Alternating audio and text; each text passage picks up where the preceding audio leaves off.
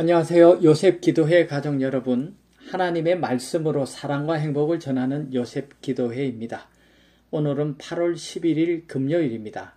오늘의 말씀 묵상은 전도서 8장 12절입니다. 결국 하나님을 경외하는 자가 잘 될 것입니다. 죄인이 100번 악을 행하고도 장수하거니와 내가 정령이 안 오니 하나님을 경외하여 그 앞에서 경외하는 자가 잘 될 것이요. 전도서 8장 12절에 있는 말씀입니다. 그렇습니다. 결국 하나님을 경외하는 자가 잘 될 것입니다.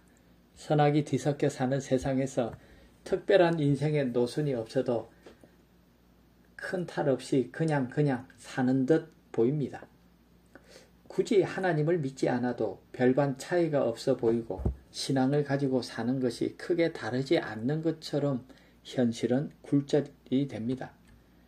하나님을 경외하는 자가 잘 될 것이라는 확신에도 불구하고 세상에서 벌어지는 일들 가운데 죄인이 악을 저지르고도 벌을 받지 않고 그냥 지나가는 것 같이 보이는 경우가 흔히 있습니다.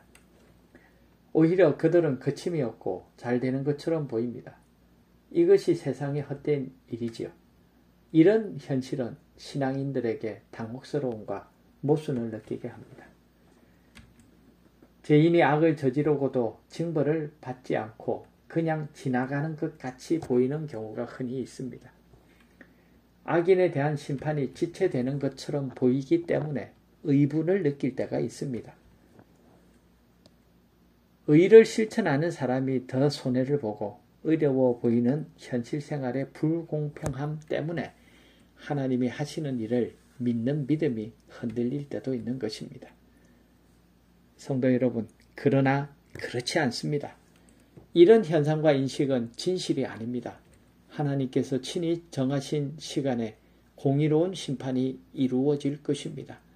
모든 잘못이 영원한 세상에서 모두 바로 잡히게 될 것입니다. 미국의 교육가 알버트 원십은 맥스 주크와 조나단 에드워즈 후손들에 관해서 연구한 바가 있는데 그 결과는 매우 흥미로웠습니다.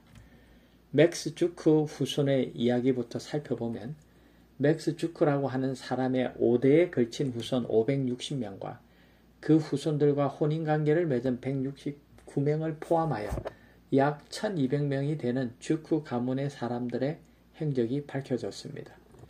1200명 중에서 300명은 유아 시절에 죽었고 440명은 낙태 또는 퇴폐한 생활 습관으로 몸이 망가지고 병약한 그런 삶을 살았다고 합니다.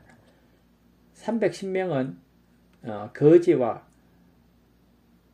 노숙자로 지냈고 1500명은 범죄자로, 알코올 중독자가 100명, 60명은 절도범이었고 70명은 살인자로 삶을 살았습니다. 그들 중 40명의 여자들은 방탕한 매춘부로 악명이 높았고 단 20명만이 직업 기술을 배웠는데 그중 10명은 교도소에서 배웠다고 합니다. 반면에 조나단 에드워즈가 세상을 떠난 지 약 140년이 지난 후 그의 일가는 1390명으로 성장했습니다. 에드워즈 가문에 속한 후손들 중 대학을 졸업한 사람이 285명이었고 그들 중에서 13명의 대학 총장과 65명의 교수와 의사가 56명이 배출되었습니다. 목사, 신학자, 선교사가 된 사람이 100여 명, 변호사가 된 사람이 100명, 그리고 판사가 된 사람이 39명이었습니다. 또한 에드워즈의 후손들 중에서 부통령이 1명, 상원의원 3명, 국회의원은 다수가 나왔고 외교관 또 다수가 나왔고 주지사 3명, 시장 3명, 군대 장교 75명, 작가 60여 명, 철도회사 책임자 50명, 금융기관장의 다수가 나왔고 광산 사장이 여러 명이 나왔습니다. 얼마나 현저하게 두드러지는 대조입니까? 조상 한 사람의 삶이 그 후손들에게 미치는 영향이 얼마나 지대한지를 정말 잘 보여주는 연구라고 생각이 됩니다. 이 조나단 에드워즈의 이 가문에 세 가지 비결이 있었는데 조나단 에드워즈는 성경을 가까이 하고 독서에 힘쓰는 전통을 후손들에게 물려주었다고 합니다.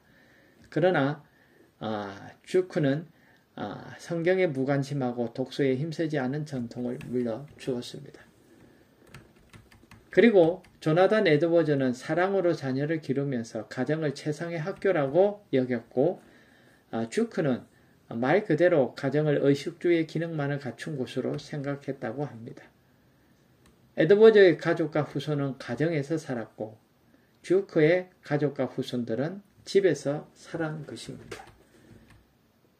세 번째로 이 조나단 에드워즈 가문은 금실 좋은 부부 관계를 소중히 여겼습니다. 조나단 에드워즈와 사라는 이 부부 사이의 금실이 매우 좋았다고 합니다.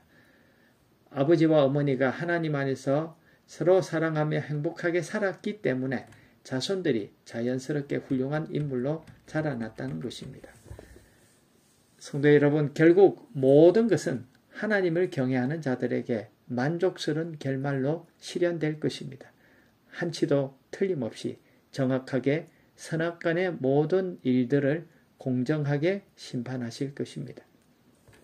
어느 누구도 억울하게 정죄를 당하거나 어느 누구도 부당하게 옹호를 받는 일이 없을 것입니다.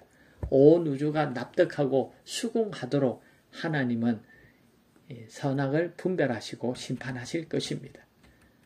선과 악이 분명하게 나뉘고 합당한 처분을 받으며 하나님을 경외하는 자들은 만족스러운 결말을 얻을 것입니다.